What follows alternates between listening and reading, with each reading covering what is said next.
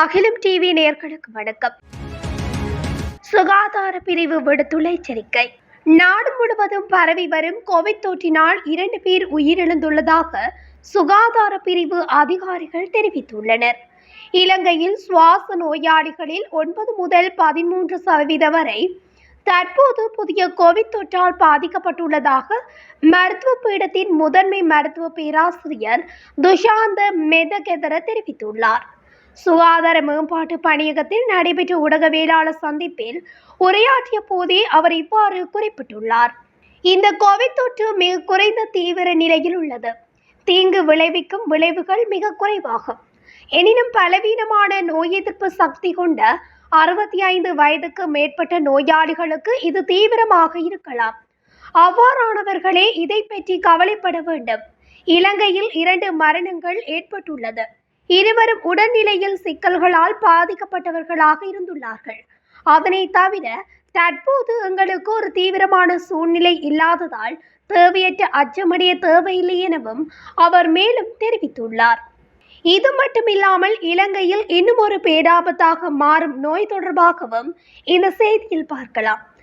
எதிர்வரும் வாரங்களில் அதிக மழையுடன் கூடிய காலநிலை நிலவும் என்பதால் நாடு முழுவதும் டெங்கு தொற்றின் தீவிர பரவலை தடுக்க சுகாதார அதிகாரிகள் தயார் நிலையில் உள்ளனர்.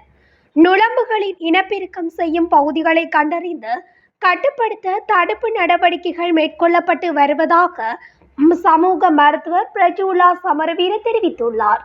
தற்போது தொற்றாளர்களின் எண்ணிக்கை ஆபத்தான விகிதத்தில் அதிகரிக்கவில்லை. எனினும் மழை தொடர்ந்தால் இது விரைவாக மாறக்கூடும். ஏனெனில் தேங்கி நிற்கும் நீர் நுளம்புகளுக்கு சிறந்த இனப்பெருக்க இடமாக உள்ளதாக அவர் குறிப்பிட்டுள்ளார். அப்புறப்படுத்தப்பட்ட கொள்கலன்கள் மற்றும் தேங்கி நிற்கும் நீர்நிலைகள் போன்ற நுளம்புகளின் இனப்பெருக்கம் செய்யும் இடங்களை அகற்றுவதில் கவனம் செலுத்தி அதிக ஆபத்துள்ள பகுதிகளில் கண்காணிப்பு மற்றும் சுத்தம் செய்யும் நடவடிக்கைகள் தீவிரப்படுத்தப்பட்டுள்ளதாக தெரிவிக்கப்படுகிறது. மக்கள் தங்கள் சுற்றுப்புறங்களை சுத்தமாக வைத்திருக்கவும் தங்கள் வீடுகள் மற்றும் தோட்டங்களை தொடர்ந்து ஆய்வு செய்யவும் பொது விழிப்புணர்வு பிரச்சாரங்கள் முன்னெடுப்பதாக அவர் குறிப்பிட்டுள்ளார்.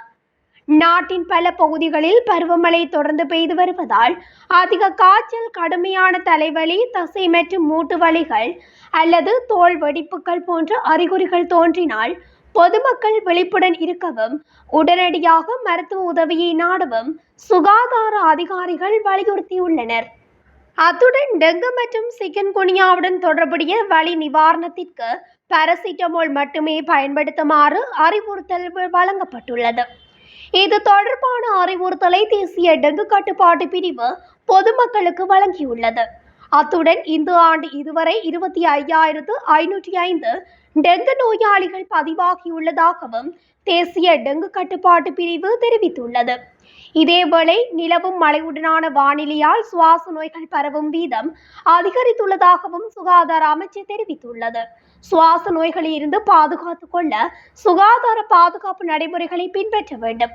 காய்ச்சல், இருமல் போன்ற அறிகுறிகள் காணப்படுமாயின் முகக்கவசம் அணிதல் உள்ளிட்ட சுகாதார பாதுகாப்பு நடைமுறைகளை பின்பற்றுவதும் பொருத்தமானது என அவர் குறிப்பிட்டுள்ளார். டெங்கு, சிக்குன்குனியாவால் பாதிக்கப்பட்ட 13 பேர் உயிரிழந்திருப்பதும் குறிப்பிடத்தக்கது. சுவாச நோய்கள் ஏற்பட்டுள்ள எந்த ஒரு தரப்பினரும் மூச்சு விடுவதில் சிரமம் காணப்பட்டால் உடனடியாக வைத்திய ஆலோசனைகளை பெற வேண்டும் எனவும் சுகாதார பிரிவு எச்சரிக்கை விடுத்துள்ளது. இதுபோன்ற இலங்கையின் முக்கிய செய்திகளை உடனுக்குடன் தெரிந்து கொள்ள அகிலம் டிவி ஊடகத்துடன் இணைந்திருங்கள். நன்றி, வணக்கம்.